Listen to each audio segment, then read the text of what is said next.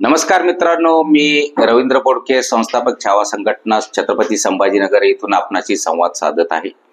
मागील 1-2 दिवसापासून मराठी भाषा व महाराष्ट्रातील मराठी भाषेचा अस्मिता याबद्दल महाराष्ट्रातील 2 राजकीय पक्ष ज्यांचं हेडक्वार्टर मुंबई येथे आहे, मागील 2 दिवसापासून मीडियामध्ये भरपूर चर्चा चाललेली आहे। मराठी माणूस, मराठी माणसाच्या अस्तित्वाबद्दल, मराठी भाषेच्या अस्तित्वाबद्दल। असाच प्रकार ज्यावेळेस वसंतदादा पाटील हे ज्यावेळेस मुख्यमंत्री होते काँग्रेसचे आणि मुंबईमध्ये दाक्षिणात्य लोकांचं वर्चस्व होतं, त्याकडे तुम्ही आठवा, अगदी गुंडागर्दीपासून ते वेगवेगळ्या, जिथं बाळासाहेब ठाकरेंनी ज्या पेपरमध्ये, ज्या इंग्लिश पेपरमध्ये कार्टुनिस्ट म्हणून काम केलं, तिथं सुद्धा दाक्षिणात्य लोकांचं प्रभुत्व होतं। तर त्यावेळेस योगायोगाने ज्यावेळेसची महाराष्ट्रीयन काँग्रेस मंडळी जी महाराष्ट्रातली होती, त्यांना इंदिरा गांधी यांच्या विरोधात अशी ठोस भूमिका घेता येत नव्हती। त्यामुळे त्यांनी मराठी भाषेचा अस्मितेचे विषय करणारे ह्या ज्या संघटना होती, शिवसेना त्यावेळेस एक संघटना होती, त्यांना पुढे करून, त्यांना टिप्स देऊन, त्यांना वेगवेगळ्या पद्धतीची आंदोलनं कशी करायची याची माहिती देऊन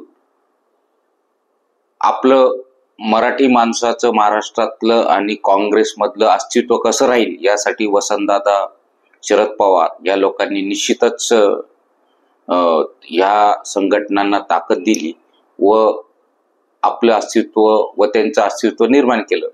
त्याच पद्धतीने आता असं जाणवतंय की महाराष्ट्रातील सत्ताधारी इतर पक्ष, त्यात काम करणारे महाराष्ट्रीयन मंडळी काय त्यांच्या अस्तित्वाला धक्का पोचत आहे का, ही खरी ह्या मागची शंका आहे असे आम्हाला वाटतं। एक संघटनेच्या नात्याने आणि एक राजकीय अभ्यासक या नात्याने खरोखरच तुम्ही याच्याबद्दल शोध घ्यावा।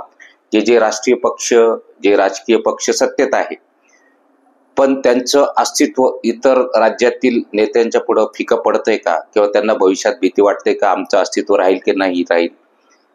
परत त्यांनी वसंतदादाच्या काळात जसा मराठी माणसाचा मुद्दा पुढा केला होता, तसाच मुद्दा